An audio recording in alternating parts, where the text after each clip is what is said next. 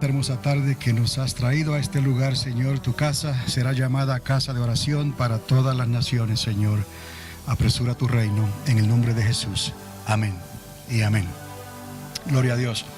Entonces, estuvimos hablando sobre la dispensación milenial. No se le conoce, no se menciona mucho bajo ese nombre. La dispensación que tenemos hoy, el reino de los cielos, es una dispensación más conocida y basado en lo que el Señor mismo dijo, que para Él un día es como 1000 años y 1000 años como un día.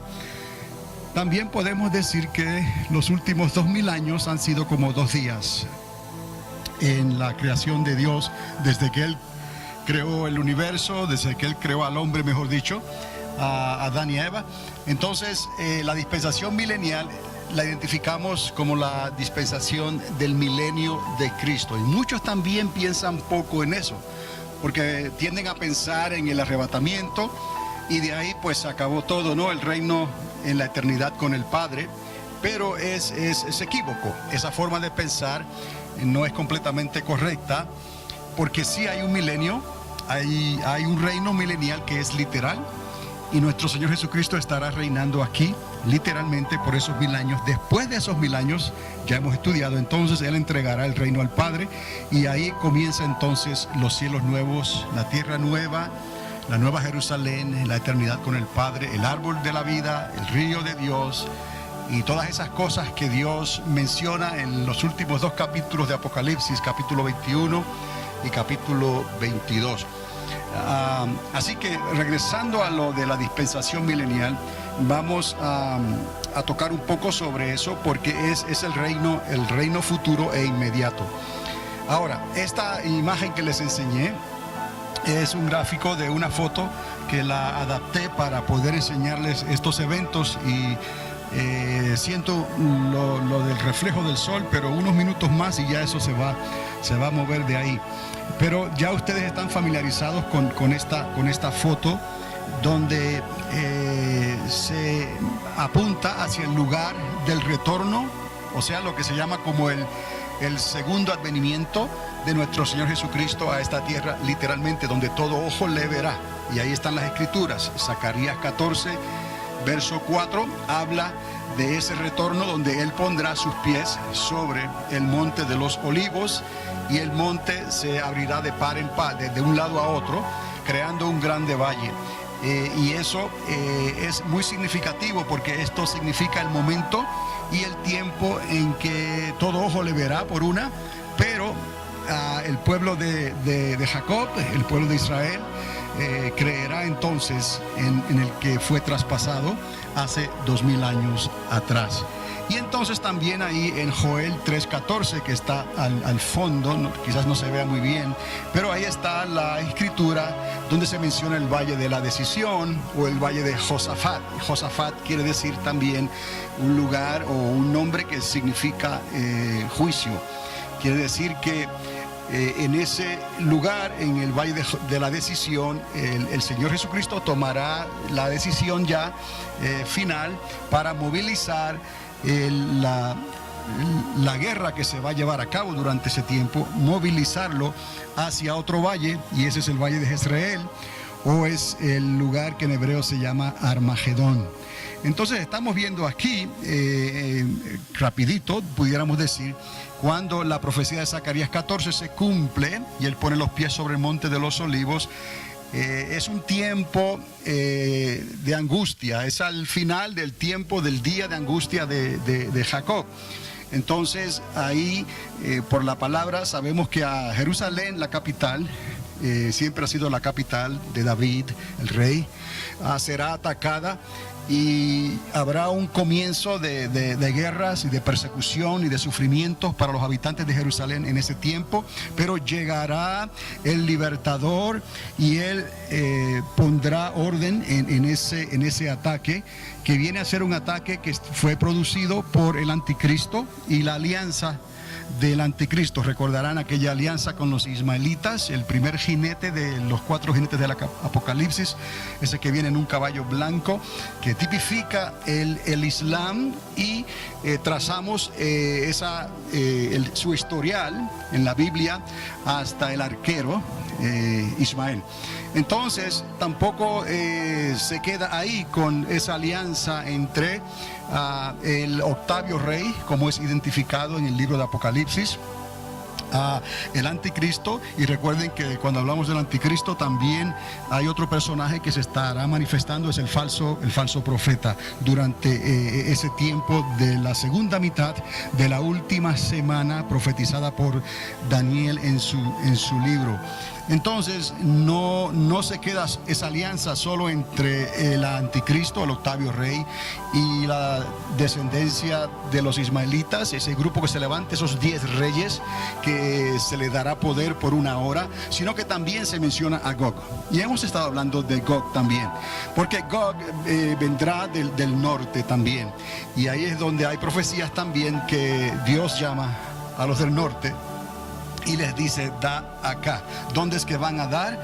Van a dar en Jerusalén, pero el combate final no se va a llevar a cabo en Jerusalén.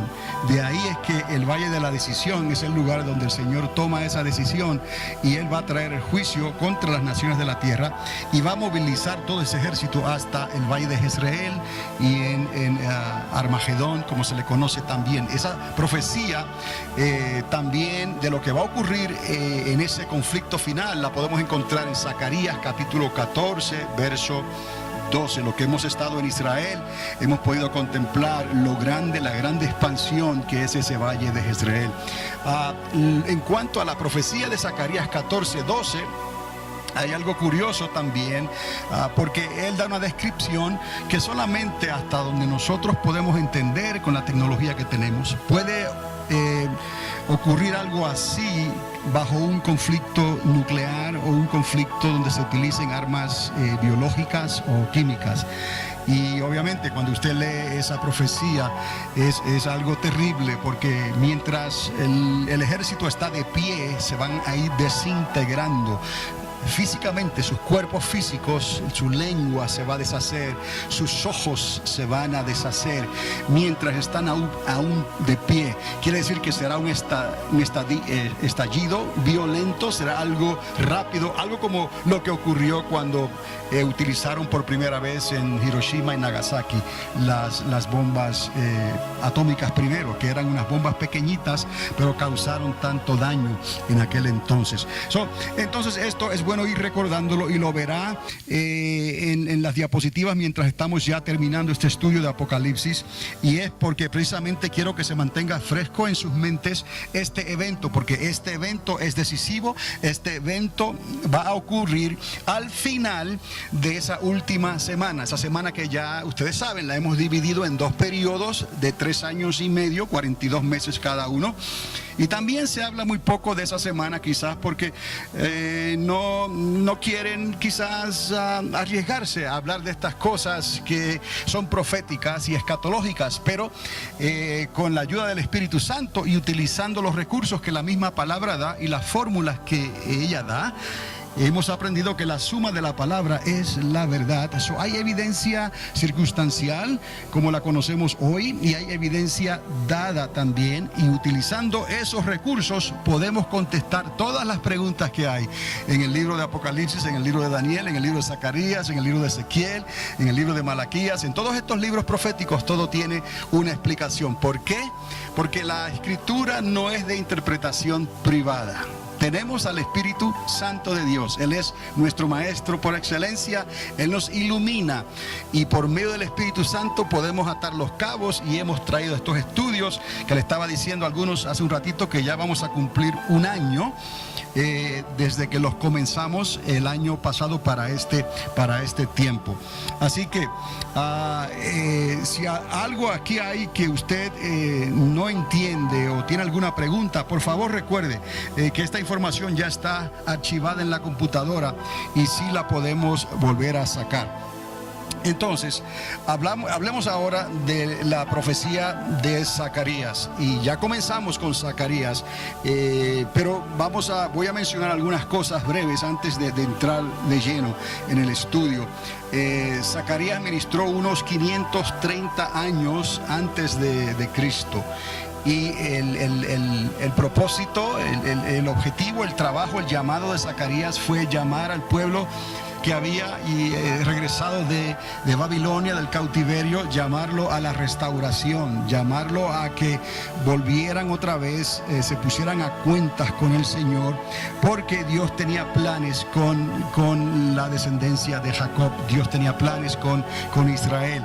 Podemos decir que el ministerio de Zacarías fue un ministerio que él les habló como profeta sobre tiempos de restauración, y ahí es donde él también menciona específicamente ese reino milenial como el día del Señor. Cuando hablamos del milenio de Cristo, lo comparamos, y es así, con el día del Señor. Entonces, esto no es algo nuevo. Sabemos que Dios compara los días de la creación, 6 días de la creación, y en el 7º descansó. Y si para Dios un día es como 1000 años y 1000 años como un día, desde Adán y Eva para acá, aunque la ciencia no estaría de acuerdo con esto, ¿no? Pero nosotros por la fe creemos la palabra de Dios, que desde Adán y Eva para acá han transcurrido unos 6000 años. Entonces quedaría ese milenio, ese día del Señor, que viene a ser el día del reposo, que está mencionado en el libro de Hebreos. Obviamente, cuando yo hablo de 6000 años, respetamos la ciencia también, respetamos los fósiles de los dinosaurios, respetamos que la Tierra es mucho más antigua que eso, porque sabemos que científicamente el universo tiene casi unos 14 billones de años, y eso se puede comprobar, y nuestro sistema solar apenas tiene unos 4 o 5 billones de años. En cierta forma, nuestro sol, nuestro sistema solar es joven comparado con el universo, ¿no? Pero aún así, cuando le place a Dios hacer el hombre a su imagen y su semejanza, del mismo polvo de las estrellas, del mismo polvo de la tierra, Él decide hacernos a nosotros. Y de ahí para acá es que estamos hablando de esos 6000 años, y esto va de acuerdo al pensamiento rabínico, a los judíos y al pensamiento hebreo. Así que estamos entendiendo estas cosas porque nos ayudan a ver mejor y más claramente los propósitos de estos milenios, cómo se han ido progresando hasta el día de hoy, y cómo el reino del Señor ha estado siempre ahí, latente. Pero Dios comenzó el reino con David, porque David tuvo el corazón conforme al corazón de Dios. Así que cuando hablamos del reino davídico, hablamos como algo que hizo historia, y de ahí el hijo de David viene y establece el reino de los cielos, y esa es la dispensación que tenemos hasta el día de hoy. Estos últimos 2000 años, 2 días, es el reino de los cielos, que está abierto para todo aquel que crea por la fe. Es una dispensación de la gracia, es un favor que no lo merecemos, de ahí favor inmerecido. Ahora, eso también tendrá su cumplimiento y su final. Y ahí entonces es donde estamos entrando nosotros ahora a la dispensación milenial. Ese es el reino del Hijo, el reino de Cristo. Él traerá su trono y lo establecerá ahí, pero Él también establecerá otros 12 tronos, como ya les dije. Esos 12 tronos son los 12 tronos para los 12 apóstoles del Señor, y ellos estarán reinando sobre las 12 tribus de Israel. Además entonces de todas las naciones de la tierra, aquellas que se establezcan durante esos 1000 años, y nosotros que fuimos transformados en un abrir y cerrar de ojos y entramos también a ese milenio. Pero, y este pero lo hice bien claro en la lección pasada, nosotros entraremos con cuerpos glorificados, y sabemos que son cuerpos angelicales.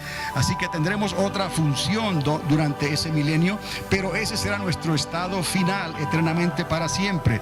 Cuerpos de resurrección, cuerpos que seremos como los ángeles, y de ahí pasaremos al reino del Padre, a la eternidad para siempre. Pero tenemos que recordar que bíblicamente hay generaciones y naciones que entrarán como humanos en ese milenio, y de ahí entonces todavía la cosa no se termina ahí, sino que aun cuando Dios establezca su reino, el reino del Padre, esas hojas del árbol de vida servirán para sanidad de las naciones. Quiere decir que la historia continúa. Entonces, para poder atar todos estos cabos y poder seguir progresivamente el desarrollo del reino de Israel, el reino de los cielos, el reino de Cristo, el reino del Padre en la eternidad, pues tenemos que entender estas cosas. Así que otra vez, cuando hablamos del día del Señor, estamos hablando de 1000 años.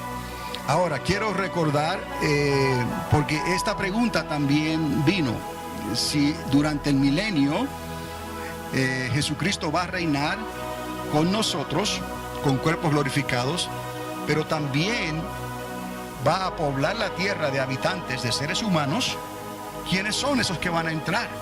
Porque la Biblia nos enseña que de todas las generaciones de la tierra, ahora mismo hay unos 7 billones de habitantes más o menos en la tierra.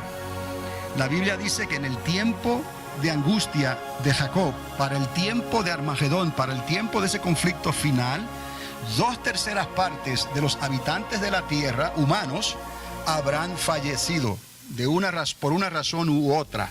Entonces quedará 1/3 parte que entrará entonces a poblar la tierra como humanos. Y ya les hablé, porque nosotros no podremos poblar la tierra.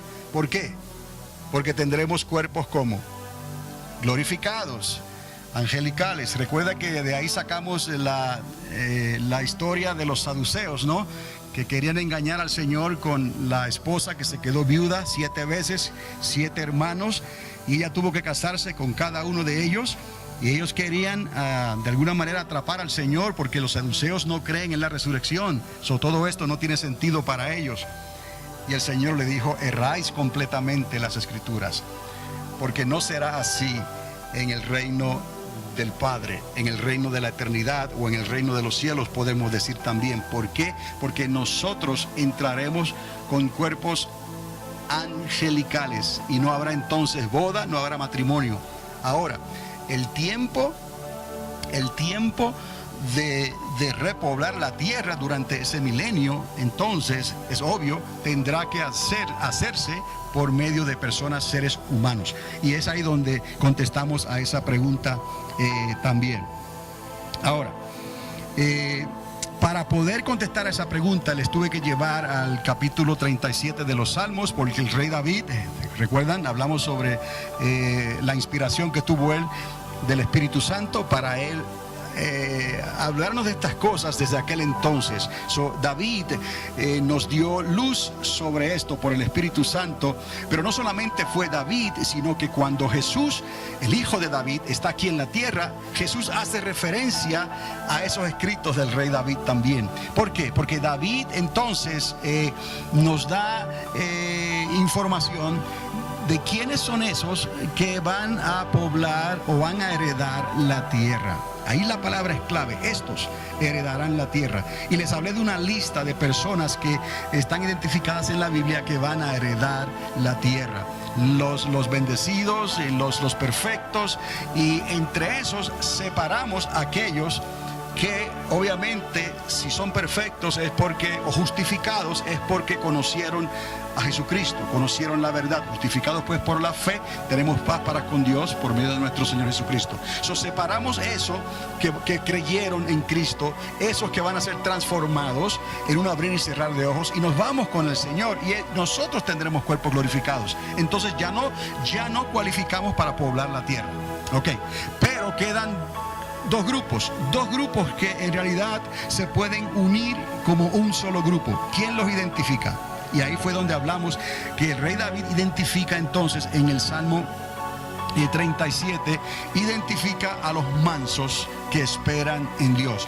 Y eso no fue todo, porque también nuestro Señor Jesucristo en Mateo 5:5, en las bienaventuranzas, el Señor nos dice que los mansos, o los humildes, algunas traducciones, heredarán la tierra.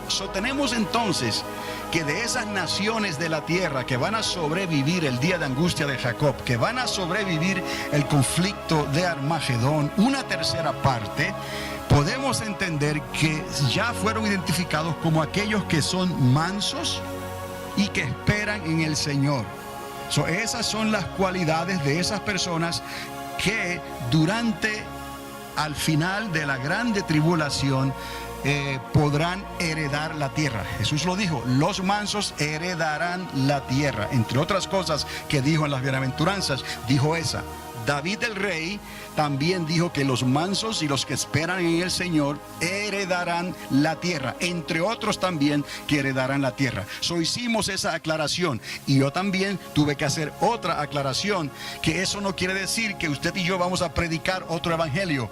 Entonces, diciendo que los mansos y los que esperan en Dios no tienen que preocuparse ahora por recibir a Cristo, porque ellos heredarán la tierra. Y déjeme decirle que esto va a ocurrir después del arrebatamiento de la iglesia. Como les dije, esto va a ocurrir al final de la grande tribulación. Eso no está garantizado a nadie. ¿Me está entendiendo? Porque algunos quizás quisieran creer, si es así, entonces yo voy a ser manso, voy a esperar en Dios y tengo mi boleto de entrada gratuito para el reino de los cielos. No trabaja así. Ese es el tiempo de arrepentirse, ese es el tiempo donde Cristo, por la gracia, ha derramado de su Espíritu Santo para que todo aquel que crea en Él no se pierda, mas tenga la vida eterna. La iglesia necesita llevar a cabo la gran comisión porque se acerca la siembra, la cosecha final de los tiempos y se acerca la pesca milagrosa. Es el tiempo para que se conviertan a Cristo. Esto que va a ocurrir va a ser cuando ya es demasiado tarde y eso no está garantizado. Cuando ocurran esas cosas, se sabrá quiénes son mansos. Un mensaje para hoy.